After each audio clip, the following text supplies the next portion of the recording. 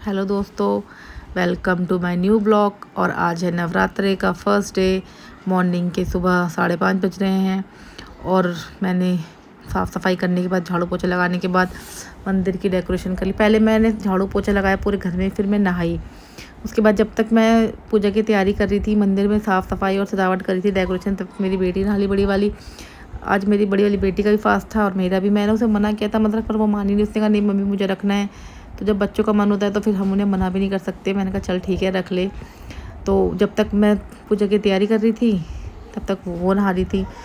आपको तो पता ही, नवरात्रि की पूजा ऐसी है जिसमें तैयारी में ही बहुत समय लग जाता है। कुछ पूजा ऐसी होती है जो हमें करनी होती है जिसमें बहुत टाइम लगता है।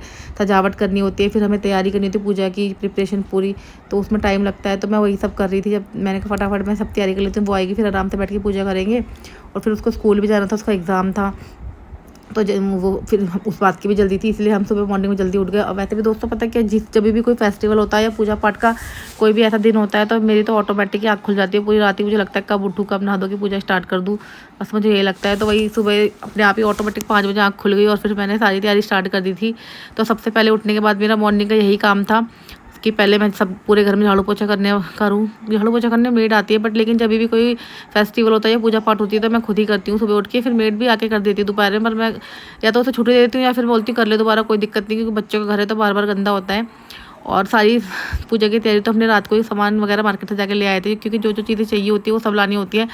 मैं तो अपने टिपिकल तरीके से पूजा करती हूँ दोस्तों। हमें तो जैसे कि मेरी मम्मी करती थी, जैसे मैंने अपने घर में देखा है तो मैं वैसे ही कर रही हूँ। मेरी मम्मी सभी जैसे भी ये नवरात्रे आते थे या जैसे ही छठ आती है या और भी जैसे हमारे बिहारियों का फेस्टिवल है, दिवाली, होली, तो प्रॉपर तरीके से हर चीज़ मेरी मम्मी पहले ही मैनेज कर लेती थी सब सामान ला के। तो वही सब मैंने देखा है, मैं वैसे ही सब कुछ पहले ही कर लेती हूँ। मैं हस्बैंड के साथ रात को जाके मार्केट से सब सामान ले आई थी जो भी मुझे चाहिए था पूजा में। आपको पता है लौंग इलायची माता की तो फेवरेट है, वो तो चाहिए ही चाहिए, मस्त है। बताशे और मिश्री, पान, सुपारी और कलश जमाने के लिए रेता, जौ, ये सब हम रात को ही ले आए थे। और मैंने कलश वगैरह रात को ही धो के रख लेते, फ्रूट्स वगैरह की सुबह उठ के। सिर्फ मेरे पे इतना काम ना हो, इतना बर्डन ना हो, बस खाली जो भी मोटा मोटा काम है वही करूँ। दिए वगैरह भिगो के रख दिए थे। फिर जब सुबह मॉर्निंग हुई फिर मैंने सब कुछ अच्छे से धो धा के दोबारा से और सब अच्छे से पोंछ के सब सामान की तैयारी कर ली। और फिर मैंने सोचा फटाफट मंदिर से जाऊँ। पहले मैंने गणेश जी को स्थापना दी। पहले कोई भी पूजा पाठ स्टार्ट होती है तो पहले गणेश जी से ही होती है, आप लोगों को तो बताइए। तो पहले गणेश जी को स्थापना करी, फिर माता रानी को विराजमान किया उनकी जगह पर। फिर उनका कलश बिठाया मैंने। कलश में मैंने सुपारी, इलायची, लौंग, सिक्का और हल्दी डाल के उसके बाद कलश की स्थापना करी, आम के पत्ते लगा के। और उसके बाद कलश जमाने के बाद जौ जमाने होते हैं, तो उसमें मैं बर्तन में रेता भर के और जौ जमा रही थी। देखिए जौ जमा रही हूँ। अब ये माता रानी कैसे दर्शन देंगी, बस इसी बात का डर है। पिछली बार मेरी इतनी अच्छी नहीं जमी थी, लेकिन अब मैंने माता का नाम लेके जमा तो दी। अब देखिए माता रानी इस बार कैसे दर्शन देती हैं। बड़ी श्रद्धा से जमाए मैंने। बाकी तो आगे तो माता रानी जाने क्या क्या करेंगी कैसे, क्योंकि कहते हैं ना जौ जब जमाई जाती है माता रानी, जब हम माता रानी को अपने घर बुलाते हैं तो जौ के थ्रू पता चलता है माता रानी ने कितने दर्शन दिए, हमारे पूजा से कितनी प्रसन्न हुई है। और दिया वगैरह सजा दिया था, माता रानी को प्रसाद वगैरह चढ़ा दिया था। दोस्तों मैं इसमें हवन भी करती हूँ, तो मैं हाथ ही हवन कर लेती हूँ। उसके बाद आरती।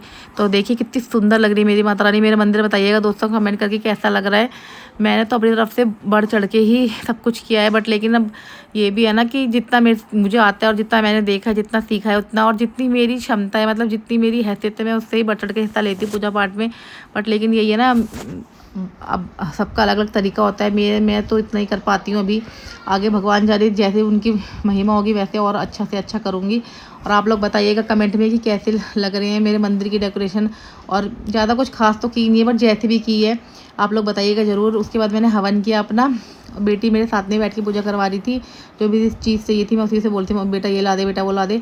हम दोनों माँ बेटी ने साथ में बैठ के पूजा की। फिर हमने आरती की और आरती करके पूरे घर में मैंने आरती घुमाई, घंटी बजाई, सुबह सुबह सबको परेशान किया, सबको जगाया और माता को अपने घर आगमन किया। माता को अपने घर इनवाइट किया, माता रानी आप हमारे घर में आइए और अपना आशीर्वाद दीजिए। बाकी तो अब आप 9 दिन मेरे साथ जुड़े रहिएगा, मैं आपको रोज़ बताऊंगी कि मैं कैसे क्या कर रही हूँ। जो भी मेरे से होगा मैं आपको ज़रूर दिखाऊंगी। ओके दोस्तों, बाय, थैंक्स फॉर